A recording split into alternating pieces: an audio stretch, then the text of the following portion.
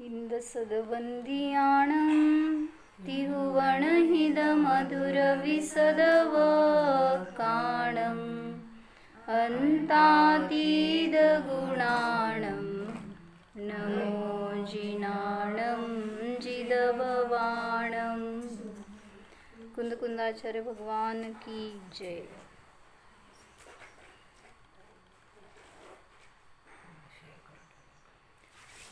पंचास्तिका संग्रहामध्ये 89 नंबरची गाथा घेतोय। बसा ही पूजा, 5 मिनिटं बसा, 5 मिनिटं बसा। काय चाललंय आमचं? पंचास्तिकामध्ये 5 अस्तिकायांचं वर्णन केलं, त्यात धर्मास्तिकायाचं वर्णन सुरू झालं होतं। धर्मास्तिका आणि अधर्मास्तिका एकत्र घेतलंय। जीवास्तिकाय सांगितलं, उद्गलास्तिकाय सांगितलं। काय? हां, तर धर्मद्रव्याबद्दल काय माहिती आहे आपल्याला?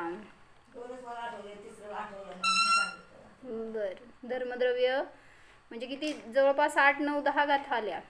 एवढं गाथा घ्यायसारखं काय आहे धर्मद्रव्याबद्दल आपल्याला विशेष माहिती?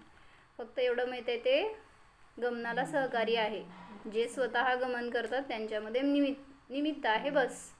याच्यापेक्षा जास्त काय माहिती आहे? धर्मद्रव्य म्हणजे काय सांगा? वर्तन नाही, कालद्रव्याचं झालं ते धर्मद्रव्य।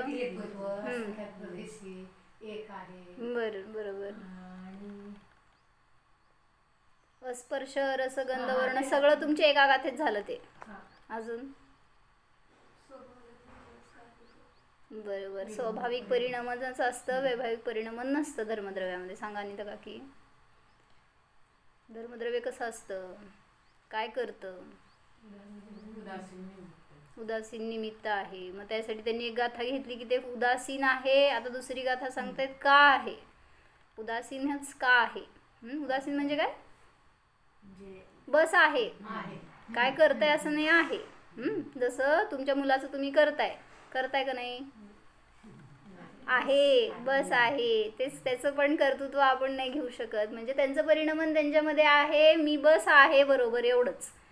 म्हणजे तसंच सांगितलं की धर्मद्रव्य सुद्धा तुम्ही गमन करताय तर आहे, तुम्हाला नाही करायचं तरी ते आहे, फक्त ते काय तुम्हाला थांबवणार नाही, रोखणार नाही, नेणार नाही, काय नाही। अधर्मद्रव्य असू दे किंवा धर्मद्रव्य असू दे। मग त्याबद्दल थोडंसं एक गाथेमध्ये घेतलंय खुलासा। तुमची गाथा नंबर असेल 96। तुमचं पान 133 आहे। 89 नंबरची गाथा आहे ॲक्च्युली, ती तर जयसेनाचार्यांची 96 नंबर आहे ती। अथ धर्म अधर्मयोः गतिस्थिती हेतुत्व उदासीन विषय युक्तिमुद्योतयति। नंतर धर्म अधर्मद्रव्याच्या गती आणि स्थिती हेतुत्वाच्या हेतुत्वरूप उदासीन विषयामध्ये युक्ती सांगतात। म्हणजे काय? का उदासीन हेतू आहे हे सांगणार आहेत। उदासीन रूप आहे हे मागच्या गाथेत सांगितलं, पण का उदासीन हेतू म्हटलं त्याला, ह्याच्यासाठी कारण सांगतात। विज्यदिजेसिं गमनं ठाणं पुणतेसिमेव संभवति ते सगपरिणामे हिंदू गमनं ठाणं च कुवन्ति। काय म्हणतात?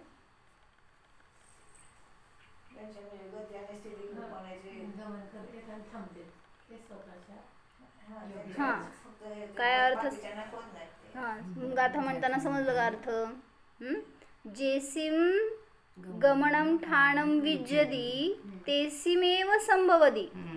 ज्यांचं गमन आणि स्थान होतं त्यांच्यामध्येच गमन आणि स्थान संभवतं। कोणामध्ये? जीव आणि पुद्गलामध्ये, धर्मद्रव्यामध्ये नाही। ते पुन्हा ते कसं गमन आणि स्थान करतात? ते गमनम च ठाणम सग परिणामेहिं कुवन्ति। ते स्वतःच्या परिणामानेच गमन आणि स्थिती करतात, बाहेर कोणी त्यांना करवतं असं नाही आहे। धर्मद्रव्य आहे उपस्थित, पण ते गमन करवत नाही। मग त्यांनी सगळे प्रश्न विचारलेत खाली 2-3 की मग स्वतः गमन करते तर कशाला धर्मद्रव्य पाहिजे, आणि जर धर्मद्रव्याने गमन करवलं म्हटलं तर काय होतंय? असं वेगवेगळे प्रश्न उठवून घेतलं होतं। काय काय 3 प्रश्न घेतले होते सांगा?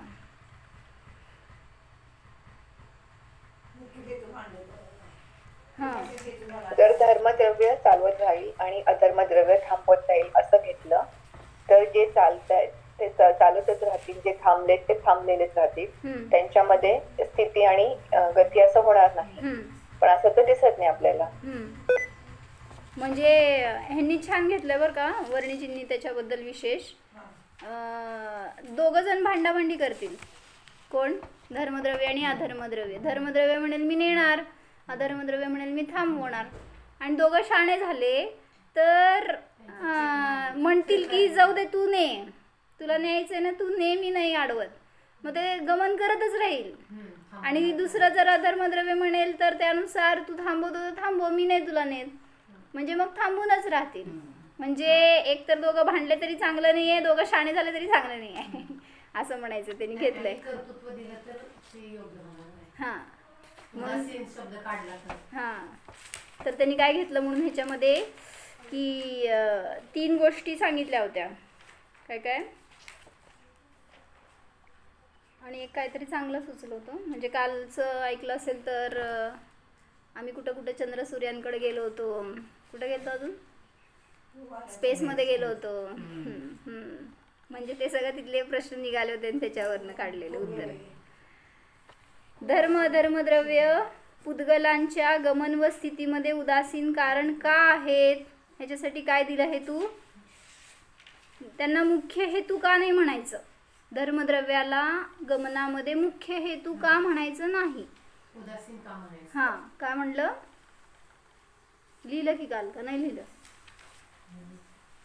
जर मानले की ते द्रव्य आपले पूर्ण बळ लावून पराचे कार्य करते. कोण? धर्मद्रव्य जर आपलं पूर्ण बळ लावून तुम्हाला इथं थांबवते. कोण थांबवलं सांगा आता इथं? अधर्मद्रव्याने थांबवलं, मी नाही. तर धर्मद्रव्य जर ते स्वतः बळ लावतील, धर्मद्रव्याने बळ लावलं किंवा अधर्मद्रव्याने लावलं तर काय होते हे सांगतायत. मग त्यांना मुख्य हेतू म्हणता आलं असतं. धर्मद्रव्य ढकलण्याचे तर अधर्मद्रव्य अडवण्याचे कार्य करेल जर त्यांना मुख्य हेतू मानलं तर. धर्मद्रव्य कोणाला चालवेल तर ते नित्य चालतच राहतील. अधर्मद्रव्य कोणाला थांबवेल तर ते नित्य थांबून स्थिरच राहतील. पण असे तर दिसून येत नाही. सर्व द्रव्यांची स्वतंत्रता अबाधित आहे. कोणी एक द्रव्य दुसऱ्या द्रव्यामध्ये काय करत नाही. जर धर्म अधर्मद्रव्य गतिस्थिती करत नाही तर ते जीवाचं गमन कसं करवतात? जे स्वतः गमन करत नाही ते जीवादींना कसं गमन करवतात असं विचारलं. सांगा का बरं पूजा? ते गमन नाही करवत. पुद्गल आणि जीवामध्ये क्रियावती शक्ती आहे आणि त्याला ते निमित्त होतात. फक्त काय म्हणलं? माझी क्रियावती शक्ती आहे म्हणून मी करू शकतोय. नाहीतर जर धर्मद्रव्य गमन करवते असं म्हटलं तर सगळ्यांना करू दे. धर्मद्रव्य अधर्मद्रव्य आकाशद्रव्य कालद्रव्य सगळ्यांचं गमन करू दे. फक्त जीव पुद्गलांचं का करवतं? त्यामुळं करवता असं नाही आहे. तुमच्या उपादानाने तुम्ही गमन करता तिथं निमित्त आहे. प्रत्येक द्रव्य आपले कार्य करण्यास स्वयंसमर्थ आहेत. ते स्वतःच्या परिणामानेच गती व स्थिती करतात. तेथे उपादान ते स्वयं आहेत. निमित्त रूपाने हे 2 द्रव्य तिथं सहकारी आहेत. मग 100% जेव्हा आपण उपादान आणि 100% निमित्त म्हणतो ते कुठल्या न्यायाने? व्यवहार न्यायाने ते निमित्त आहेत. कार्य होत असताना ते दोघं जण करता म्हणलं जाईल, पण निश्चयाने कार्याचा करता नियमाने उपादानच असतं. मग त्यांनी प्रश्न विचारला होता की जे पुद्गल असतं तर ते स्वयंगमन करतं. प्रियाबेन, पुद्गल स्वयंगमन करतं का जीव घेऊन गेल्यावरच गमन करतं? कसं? गाडी तुम्ही चालवल्याशिवाय चालत नाही. तुम्ही कपडे हलवल्याशिवाय हलत नाही. बाहेरच्या आत येत नाहीत आपोआप. असू दे की विदाऊट जीव पुद्गलाचं गमन सांगा आम्हाला असं आम्ही म्हणतोय. असं काल आमची चर्चा झाली होती. रोबोटचं एक निघालं होतं काय काल मला पण हे विचार आला. हां विदाऊट ड्रायव्हर असल्या गाडीत बसू नका. ती गाडी रोबोट चालवते म्हणे. किंवा मग सगळं कार्य जिथं करते रोबोट तर शिकवायला सुद्धा आजकाल ते टीचर म्हणून रोबोट आहेत असं मी ऐकले. डॉक्टर ऑपरेशन करायला सुद्धा तर रोबोट आहेत. कोण जाणार होतं त्याच्याकडे ऑपरेशन करायला. प्लेन मध्ये पण एकदा झालं की मग ते पायलट ऑटो मोड देऊन टाकतात असं आहे. हां, प्लेन मध्ये. बरं, म्हणजे आपलं आपण पुद्गल सुद्धा गमन करतं हे सिद्ध करायचं आहे. तुम्हाला वाटतंय की जीवाने हलवलं तरच हलतंय पुद्गल. तर असं अजून कोणाचं आलं होतं उदाहरण? परमाणू आहे तो 14 राजू गमन करतो. कोण नेलं त्याला? जीवामध्ये तर 14 राजू गमन करण्याची अशी शक्ती नाही आहे. जाईल कसं समुद्घाताच्या वेळी वगैरे वेगळं, पण घेऊन जाऊ शकणारा असा कोणी जीव 14 राजू नाही आहे. अजून हां अजून एक मला उदाहरण सांगा की जे नित्य चालतंय पण कुठंच जात नाही असं कोण आहे? लय करती दिसते असले पजल. कोण? नित्य चालत राहते पण कुठंच कधी जात नाही असं कोण? जय श्रीमान, कोण असं? अनादीपासून चालू राहिलंय, चालतंय पण कुठंच जात नाही असं ते घड्याळ. चालतंय इन द सेन्स आता तिथं कालद्रव्य परिणमन करते. घड्याळ ही वस्तू चालतीये म्हणजे चालू आहे, त्याच्यामध्ये परिणमन चालू आहे, ते गमन चालू आहे हे दाखवायचं. परिणमन कालद्रव्याचं कार्य, क्षेत्रांतर नाही म्हणजे आहे की त्यात नाही तरी काटे पण.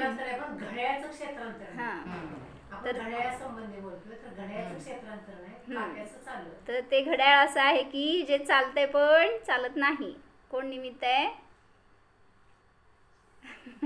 धर्मद्रव्य पण आहे आणि कालद्रव्य पण आहे. त्यामुळे तिथं जीवानीच करवलं असं म्हणणं योग्य नाही.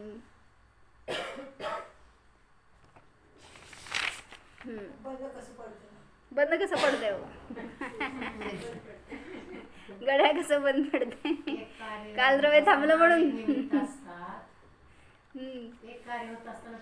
म्हणूनच उपादान हे कारण हे सांगतोय आम्ही. निमित्त बाहेर असू दे की पण उपादानानेच कार्य होते. मग घड्याळ बंद कसं पडतंय? त्याच्या उपादानानेच बंद पडतंय. सेल संपला. बरोबर. आणि त्यांनी विचारलं होतं की चंद्र सूर्य हे गमन करताय तर त्यांच्या गमनामध्ये धर्मद्रव्य निमित्त आहे. अधर्मद्रव्याने तिथं काय मदत केली, करताय का नाही करत?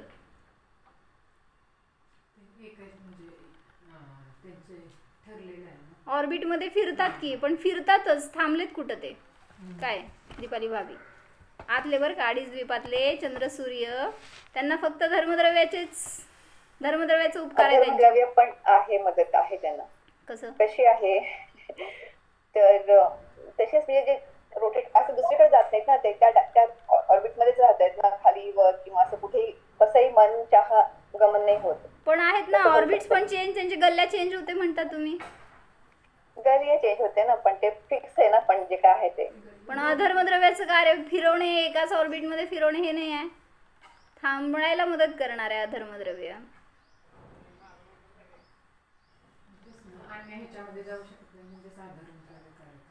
नाही आता असं घ्या, त्यांच्यामध्ये जे परमाणू आलेत त्या विमानामध्ये, त्याचं रचना होत असताना ते जे येऊन थांबले त्याच्यामध्ये, तर ते थांबलेत ना, त्या विमान रूपाने जे बनलेले आहेत ते परमाणू काही काळासाठी स्थिर आहेत त्याच्यामध्ये. मग तिथे अधर्मद्रव्याचं सहकार्य.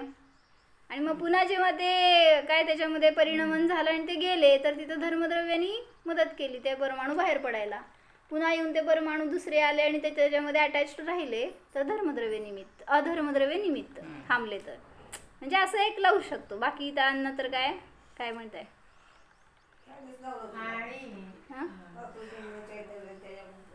अकृत्रिम जसं रचनेमध्ये आपण लावलं होतं सगळं, तशा रूपाने समजून घ्या. मेरू पर्वत आहे, कुठं जात नाही, मग धर्मद्रव्य त्यांचं काय मदत करत नाही का?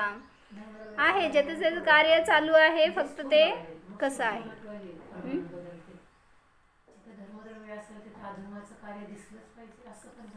म्हणजे आहे, मग काय करतंय कार्य, कशा रीतीने होतंय तेवढं समजायला पाहिजे आपल्याला. कसं बघू? घड्याळाकडे बघितलं तर क्षेत्रांतर दिसणार आहे, काट्याकडे बघितलं तर स्थिरता दिसणार आहे. सापेक्ष आहे ना. जीव पुद्गलांना गमन आणि स्थितीला ते मदत करतं म्हटल्यावर प्रत्येक ठिकाणी जिथं कुठं जीव आहे, कुठं पुद्गल आहे, तिथं त्यांचं कार्य दिसून येते. कशा रीतीने आहे तेवढं समजून घ्यायचं. सिद्धांमध्ये काय करते तो? धर्मद्रव्य अधर्मद्रव्य. कालद्रव्य. धर्मद्रव्याचं काय? धर्मद्रव्यांनी मदत केली लोकांपर्यंत जाण्यासाठी, नंतर अधर्मद्रव्याचं कार्य. धर्मद्रव्यांनी गमनामध्ये मदत केली तिथपर्यंत स्थित व्हायला, बस तिथं जाऊन स्थित झाले तिथं अधर्मद्रव्याचं कार्य आहे. स्थित राहण्यामध्ये निमित्त ते अधर्मद्रव्य. काय कोण मायाशी बोलताय का?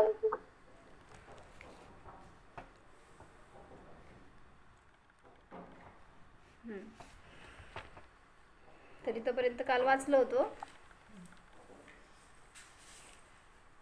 अकृत्रिम जे काही चैत्य आहे, चैत्यालय आहेत, काल आम्ही सगळं ह्याचं वर्णन घेतलं जयश्री काकी रात्री.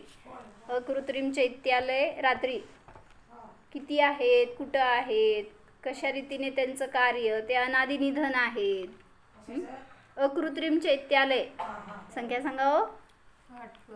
8,97,481. ओके. हां, म्हणजे एवढे सगळे कृत्रिम चैत्यालय जिथं जिथं आहेत त्यांना धर्मद्रव्य काय कार्य करते हो तिथं?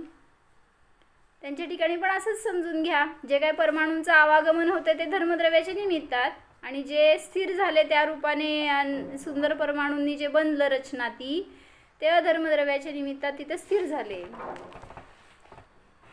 अकृत्रिम जिनालय पण तिथे अजून असंख्यात आहेत ना, हे तर फक्त गिनतीवाले आले. बरोबर, ते घेतले त्यांनी. ज्योतिषवासीमध्ये पण असंख्यात आहे, देवलोकामध्ये पण असंख्यात आहेत. हां, हे फक्त असं 58 मध्य लोकामध्ये आहेत.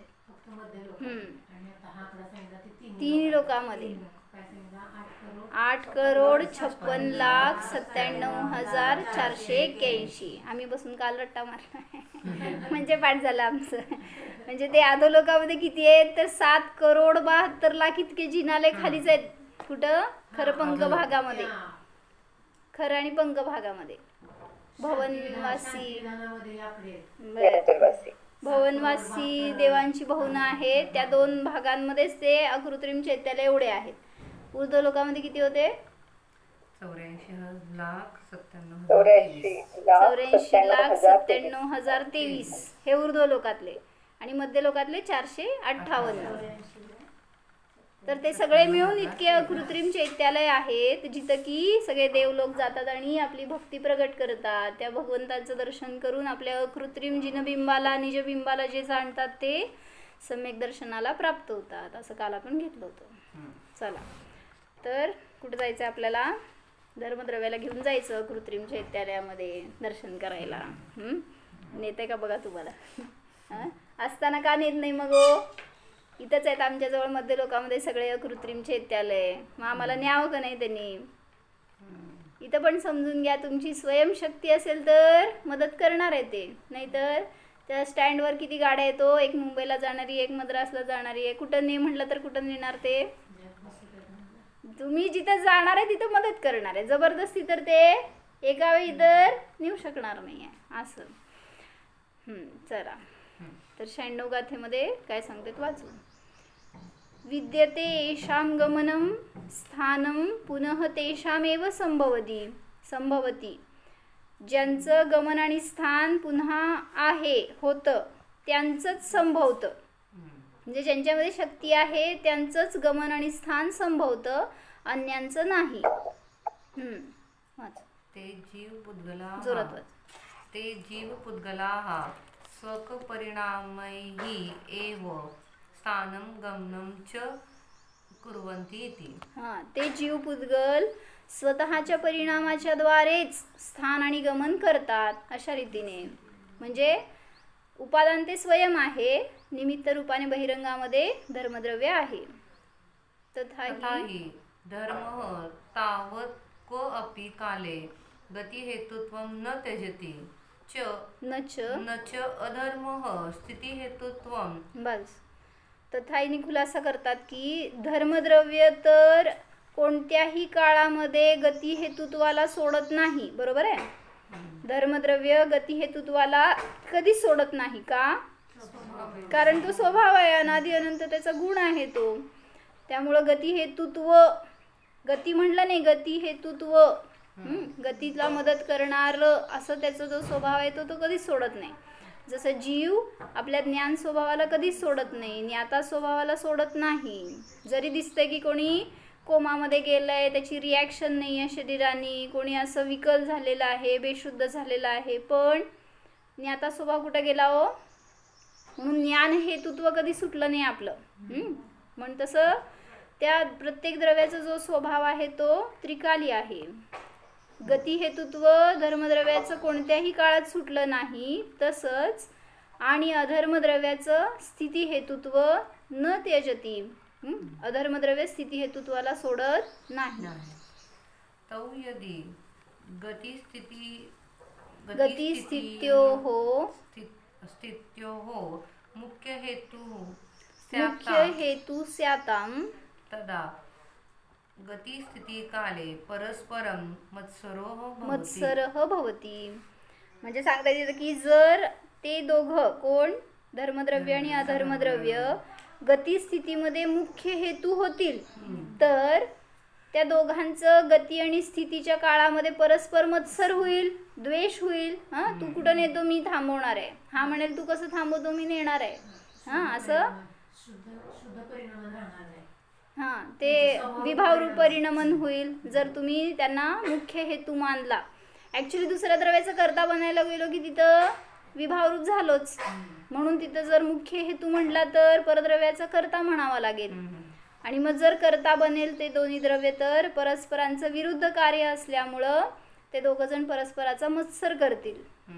तर आज महाराजजींनी काय सांगितलं, जय श्रीमा वीरसागर महाराजजींनी की ध्रुव आत्मा जो आहे तो ध्रुव आहे आणि पर्याय अध्रुव आहे, क्षणिक आहे. मग ते विरुद्ध असताना एके ठिकाणी कसं, एका द्रव्यामध्ये ध्रुव आणि पर्याय कसे एकत्र राहू शकतात? मग त्यांनी उदाहरण दिलं, तुमचा उजवा हात आहे आणि डावा हात आहे, उजव्या हातात उजवा हात आहे, डाव्या हातात डावा हात आहे. उजवा हात डावा हात होत नाही, डावा हात उजवा हात होत नाही. मग ते दोन्ही पण एकाच शरीराचे अंग आहेत, भलेही परस्पर विरोधी आहेत तरी सुद्धा आहेत, राहू शकतं. तसं सांगितलं ध्रुव आणि पर्याय, जरी ते क्षणिक आणि ध्रुव आहे, त्यांचा परस्पर विरोध आहे, तरी सुद्धा ते एकत्र राहू शकतात. ह्यालाच तर आपण अनेकांतात्मक वस्तूचं स्वरूप म्हणतो. ज्यांनी हे स्वीकारलं नाही, ज्यांनी एकांत केला, त्यांना वस्तू स्वरूप समजलं नाही.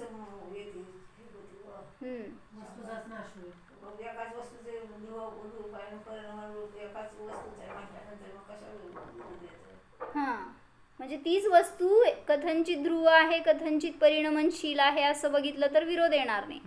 पण जर ती ध्रुवरूपच आहे असं म्हटलं तर पर्याय घटित होणार नाही, आणि पर्याय रूपच आहे क्षणिक म्हटलं तर ध्रुवता समजणार नाही. परस्पर विरोधी धर्म एका द्रव्यात असतात ना? असतात का? कोणाच्या? जे अनेकांत मताला मानलं, ज्यांनी ते वस्तू स्वरूप तसं आहे असं सिद्ध केलं, त्यांच्याच मतात होणार ते घटित. बाकी ज्यांनी एकांताने सांगितलं वस्तू स्वरूप नित्यच आहे, अनित्यच आहे, त्या मतामध्ये घटित होणार नाही. तर जर मुख्य हेतू मानला गती आणि स्थितीमध्ये धर्म आणि अधर्मद्रव्य, तर ते परस्पर मत्सर करतील. कथमिति चेत, कशा प्रकारे मत्सर करतील? एषां गतिः तेषां, कसं वाचायचं? एषां गतिः तेषां, हातकड खालचं, सर्वदा एव गतिः एव न च स्थितिः. कळलं? एषां गतिः तेषां सर्वदा एव गतिः एव न च स्थितिः. सांगा अर्थ काय?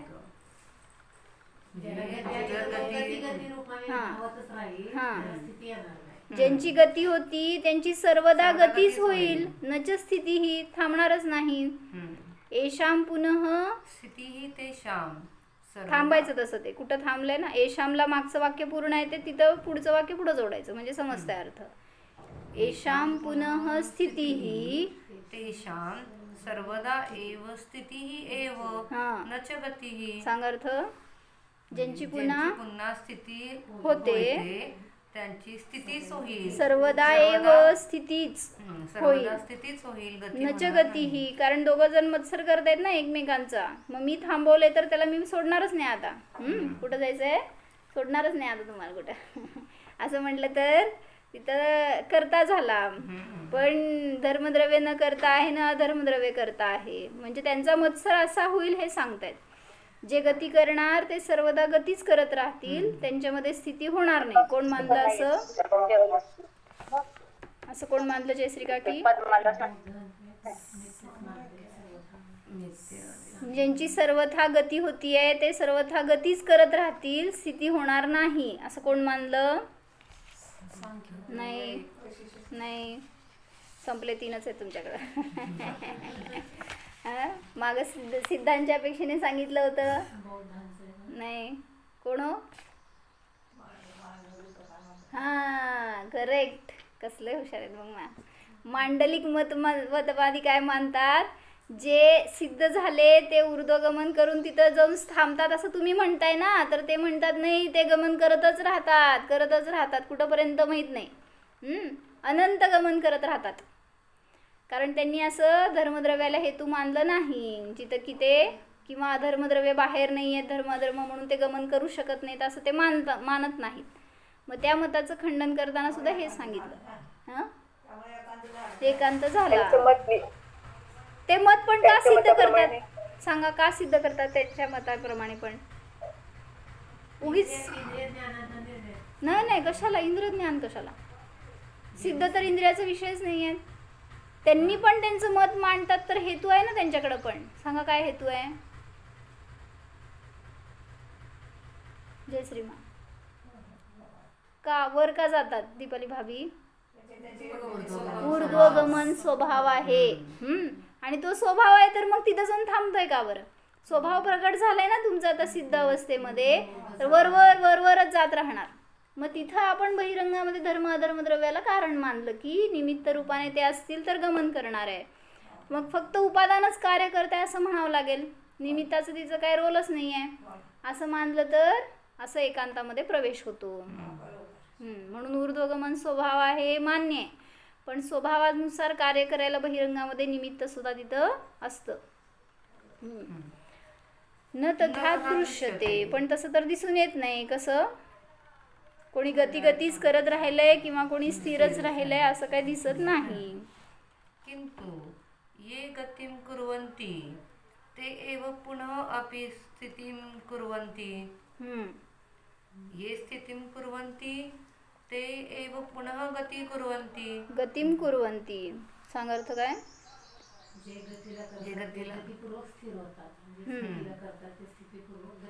हे हेतू दिला. उदासीनपणामध्ये हेतू काय आहे धर्मद्रव्याचं?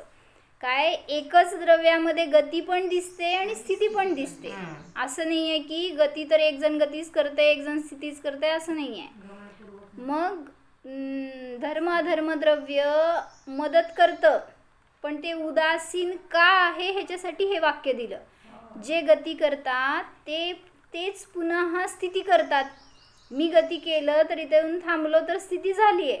माझीच गती झाली, माझी स्थिती झाली आहे. तसं सांगितलं जे स्थिती करतात तेच गती करतात. आता इथं झाल्यावर कुठं जाणार तुम्ही? इथंच म्हणजे गमन करणार आहे. मग जे स्थिती करतायत ते गमन करताना दिसतात. म्हणजे तुम्ही तुमच्या उपादानाने गमन करताय आणि स्थिती करताय. मग बहिरंगामध्ये ते फक्त उदासीन आहेत म्हणून त्यांना उदासीन म्हणलं हे सांगायचं आहे. म्हणजे काय? आता उदाहरण दुसरं घ्या. तुमचं घर आहे, घर हे तुमचा आश्रय म्हणतात, त्याच्यामध्ये राहतो म्हणतो आपण, पण ते निमित्त ते पण. कारण तुम्ही घराच्या विना सुद्धा राहताय. इथं येऊन राहताय तर घर कुठं आणलंय? का आणलंय? बरोबर आहेच ज्ञानामध्ये. म्हणून तर पळत इथंच जातो परत. हो का नाही? काय प्रिया भाभी घेऊन आलाय काय घर? बरोबर का घराच्या मध्येच आहे अजून. म्हणजे जिथं उपयोग आहे तिथं राहतोय. म्हणून म्हटलं की आपल्या घरात राहा, जे घर आपल्याबरोबर निरंतर राहणार आहे. जे गती करतात तेच स्थिती करतात, जे स्थिती करतात तेच गती करतात. ततः ज्ञायते ततः ज्ञायते न तौ धर्म अधर्मौ गती स्थित्योः मुख्य हेतू. हा, म्हणून हे सिद्ध होतं ह्याच्यावरून किंवा जाणलं जातं की ते धर्म द्रव्य गतिस्थितीमध्ये मुख्य हेतू नाहीतच. काय कळलं सांग पूजा? लिहा की तयानं. काय काय कळलं? हे एका वाक्याला त्यांनी उदाहरण देऊन सांगितलं. हे मुख्य हेतू का नाही प्रिया भाभी? किधर है? घर में है कि इधर है? बोल. जे गमन करते ते पुन्हा स्थिर झालेलं दिसतंय. जे स्थिर आहे ते गमन करतंय. म्हणून मुख्य हेतू कोणाला? धर्म का? मग धर्म थांबलंच असतं ना मग, किंवा म्हणजे हे कार्य उपादान योग्यतेनं घडलेलं उपादानानेच कार्य होते हे सांगायचंय. एका द्रव्यामध्ये हे सांगतायत. मग हे उपादानाचं कार्य दिसून येते म्हणून ते उदासीन. हा, म्हणून ते उदासीन म्हणलं गेलं. जर असं असतं की एकाने गमनच केलंय एक स्थिरच राहिलंय तर म्हणता आलं असतं की त्याला धर्मद्रव्यच काम करतंय, एकाला अधर्मद्रव्यच काम करतंय असं म्हणावं लागलं असतं. पण असं तर नाही आहे. एका द्रव्यात गमन आणि स्थिती दोन्ही दिसून येते. म्हणून सांगतायत तिथं की जे धर्मद्रव्य आहेत ते उदासीन आहेत, मुख्य हेतू नाहीत. यदि मुख्य हेतू न भवेताम तर्हि गतिस्थिती मताम जीव पुद्गलानां कथम गतिस्थिती एव चेत्. हे इति चेत्. काय प्रश्न विचारला? जर ते मुख्य हेतू नाहीत, जय श्रीमा, धर्मद्रव्य जर मुख्य हेतू नाहीत तर गतिस्थितीमान जीव पुद्गलांचं गती आणि स्थिती कसं होतं? स्वपरिणामही एव. हेच उत्तर दिलं. म्हणजे जर ते बहिरंगामध्ये कोणी तुम्हाला इकडं आणलं नाही तर तुम्ही कसं येणार? कसं आला प्रिया भाभी? किती वर्षांनी आला सांगा? स्वपरिणामांनीच येणार आहे, म्हणूनच आलो नाही आजपर्यंत. कोणी आणणार असं तर आम्ही कधीच आणलो असतो. पण तुमचे परिणाम झाले म्हणून आज आलाय. नाहीतर तर सांगतायत की जर मुख्य हेतू नाहीत धर्मद्रव्य तर गती स्थितीमान जीव पुद्गलांचं कशा रीतीने गती आणि स्थिती होईल? ते निश्चयेन स्वकीय परिणामही एव गतिम स्थितिम च. कसं? स्वकीय परिणामही एव गतिम स्थितिम च कुर्वन्ति इति. ते निश्चयाने स्वपरिणामांच्या द्वारेच. कोण? कोण पूजा? धर्म आणि अधर्म, जीव आणि पुद्गल हेच गती आणि स्थिती परिणामाला प्राप्त होतात किंवा गती स्थिती करतात. धर्मद्रव्य करत नाहीत, करता नाहीत. निश्चयाने म्हणत असताना करता जीव पुद्गलच आहे, धर्मद्रव्य नाहीत. आता हे समजून तुम्हाला जीवनात उपयोग काय?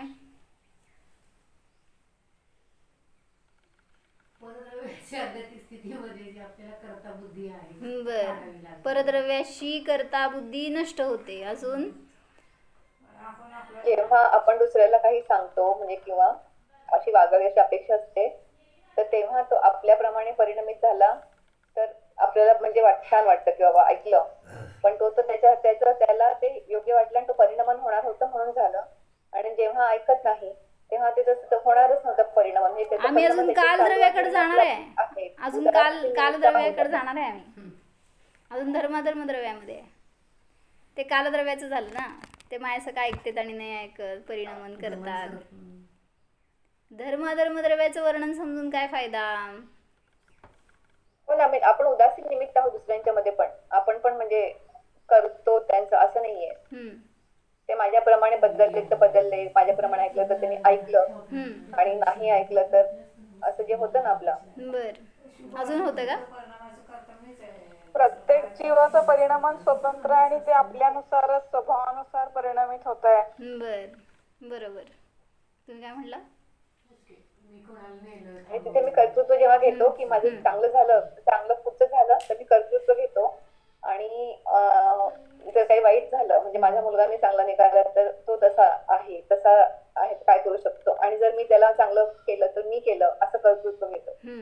वाईट गोष्टीचं घेत नाही, चांगलं. आता नेलं आणि आणलं ह्याचं कर्तृत्व घ्यायचं इथं. मी नेलं मी आणलं हे धर्मद्रव्य अधर्मद्रव्याचं कार्य मी करताय असं मानलं तर चुकलं. मग हे सगळं समजून काय फायदा आहे? प्रवास करताना आपल्या मनासारखं बरं कर्तृत्व घेऊ नका. कर्तृत्व घेतलं की तिथं अपेक्षा भंगवून दुःखी होणार. बरोबर. प्रत्येक जीवाच्या उपादानानेच कार्य होतंय, परामुळे होत नाही. त्यामुळे आपण पराला बदलायचे भाव करणार नाही. बदलायचं थांबा की अजून तुम्ही कालद्रव्याकडे का चाललाय? आपल्याला आम्ही अजून धर्मद्रव्यामध्ये आहे. त्यामुळे इथं गती आणि स्थितीच्या अपेक्षेनेच घटवू आपण. म्हणजे ते समजून मला काय फायदा आहे? कोणाचंही गमन मी करवत नाही किंवा स्थिती मी करवत नाही. कोणी मी सांगितलं म्हणून पूजा थांबली नाही. म्हणजे आपले परिणाम झाले तर थांबणार, नाही तर आहेत वाट बघणारे सगळेजण. म्हणजे आपल्याला मी परिणमन दुसऱ्याचं करवत नाही किंवा दुसरा माझं परिणमन करवत नाही. परिणमन म्हणजे आता गमन असं घ्यायचं. तर गमन आणि स्थिती ही माझ्या उपादानानेच मी करतो. अकर्ता आहे. पराचा मी आणि माझा परद्रव्य अकर्ता आहे. तर आज मी सुमत प्रकाशींचं काय ऐकलं वाक्य की तुम्ही स्वावलंबी आहात, निरावलंबी आहात की परावलंबी आहात? निरावलंबी. स्वावलंबी का नाही हो? बघण्याची दृष्टी बदलली. हा, म्हणजे द्रव्यदृष्टीने म्हणलात तर निरालंब स्वभाव आहे. कोणाचंही मी परद्रव्याचं अवलंबन घेत नाही ह्या अपेक्षेने निरालंब आहे. आणि स्वावलंबी आहे का? स्वतःच्याच आश्रयाने मी आहे, परद्रव्याच्या आश्रयाने नाही. म्हणून परावलंबी नाहीच, पण स्वावलंबी आहे किंवा निरालंब आहे ह्याचं भावभासन केलं तर आपल्याला परद्रव्याची अपेक्षा पडणार नाही. परद्रव्याच्या आश्रयानेच माझं जीवन आहे. त्यांनी मला नेलं तर मी जाऊ शकतो, नाही नेलं तर थांबवलं तरच थांबू शकतो असं नाही आहे. माझं परिणमन मी करायला स्वतंत्र आहे. त्यामुळं मला मोक्षाला कोण नेणार? कोणी गुरु आपल्याला नेऊ शकत नाही. अरिहंत समोर आले तरी पण आपल्याला नेणारे नाहीत. म्हणून माझं परिणमन मी स्वतः करणार आहे. तर मग तुम्ही निगोदात जावा तरी तुम्हाला नेणारा तुम्ही स्वतः आहेत, आणि मोक्षाला गेलात तरी पण इथं तुमचंच कर्तृत्व आहे. बाहेर कोणी तुम्हाला करता नाही. मग त्या सीतेनी रावणाला वर काढलं असतं. ते चित चमत्कार म्हणून पुस्तक होतं एका महाराजींचं. तर ते वाचताना त्यांनी छान घटवलं होतं त्याच्यामध्ये की ती संबोधन करायला गेली खाली, तर त्यावेळेस ते दोघं जण ऐकतायत लक्ष्मण आणि रावण, आणि म्हणले की तुम्हाला इतकं दुःख आहे मला बघवत नाही आहे. सम्यक दृष्टी जीव आहे तर त्याला इतराचं दुःख नाही बघवत. म्हणली की चला मी तुम्हाला घेऊन जाणार आहे इथनं. आणि उचललं तर काय सांगितलं? चाळणीतल्या पाण्याप्रमाणे ते गळून पडले तिथंच. परत उचललं परत गळून पडले. नेऊ शकत नाही. म्हणजे तुम्ही पण जर गेलात नरकात तर बाहेर कोणीही वाचवणारा नाही. मग मी नरकात जायचं का नाही ह्याचा करता कोण? मीच आहे, कोणी परद्रव्य नाही. जरी तुम्ही देवशास्त्र गुरुच्या नजदीक राहताय, सगळं अवलंबन घेताय, त्यांचं काय ऐकताय करताय, तरी सुद्धा तुमचं गमन तुम्ही करणारे आहात. कुठल्या गतीला जाणार हे कुठं गेला? श्रेणी का मिळाले नव्हते का तिथं? साक्षात मुनी मिळाले होते की. त्यात पण महाराजांनी छान सांगितलं जयश्रीमा की जेव्हा ते जाऊन समोर उभारलं ना मुनींच्या गळ्यातलं साप काढायला, ती चेलना काढत असताना ते श्रेणीकणी ते दोघं जण समोर उभारले होते. आणि मग ते तसे स्थिर बसले होते. म्हटल्यावर पहिल्यांदाच ह्याच्यावर इम्प्रेशन श्रेणिकावर की खरोखर हे खरे गुरु आहेत, पळून गेले नाहीत. तिथंच म्हणायचं काय मृदुता आली अंतरंगामध्ये बरं का. त्याच्यानंतर मग तिने उपसर्ग दूर केला, सकाळ झाली आणि त्यांनी क्षमा याचना करून ध्यान सोडा, उपसर्ग दूर झाला असं तिने विनंती केली. तर मुनींनी डोळे उघडल्या दोघांना पण समान आशीर्वाद दिला. तिथं दुसरा घाव झाला श्रेणिकावर. आणि मग नंतर जेव्हा त्यांनी स्वतःला अपराधी मानलं, राजा असा असतो बरं का, कसा दुसऱ्याला जे न्याय करतो ना तो न्याय स्वतःवर पण तो घेणारच. मी जर त्यांच्यावर इतका मोठा आरोप केलाय, त्यांना इतकं उपसर्ग केलाय, तर त्याचा दंड मला प्राणघातच किंवा काय म्हणायचं शिरच्छेदच माझं दंड असायला पाहिजे, आणि त्यांनी तलवारीला हात घातला तर त्याचे भाव मुनींना ओळखले, हे पण तिसरं घात त्याच्यावर. म्हणजे त्यांनी म्हटलं होतं ना की आमचे गुरु अवधिज्ञानी असतात, तर मुनींनी सांगितलं, छान शब्द वापरलाय बरं का तिथं, काय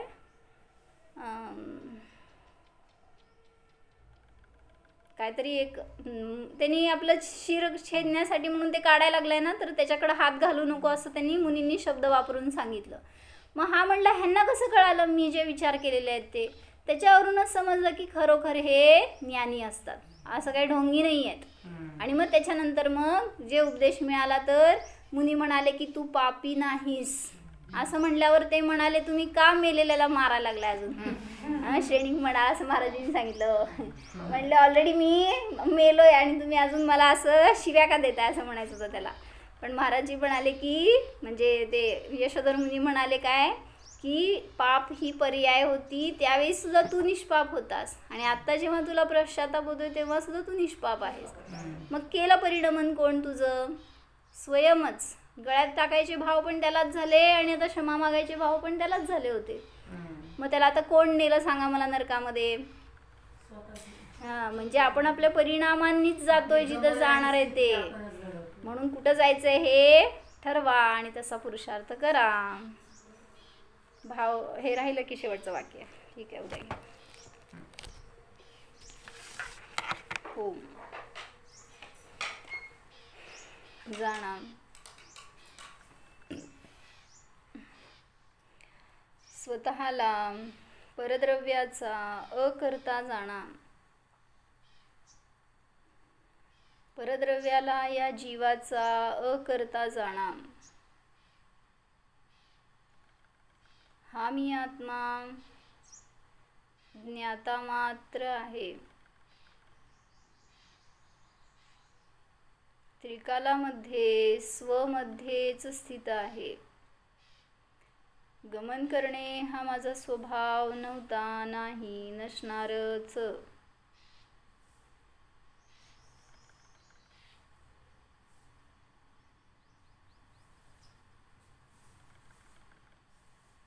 निश्चल स्वरूपोहम स्थिर स्वभाव स्वरूपोहम निरालंब स्वरूपोहम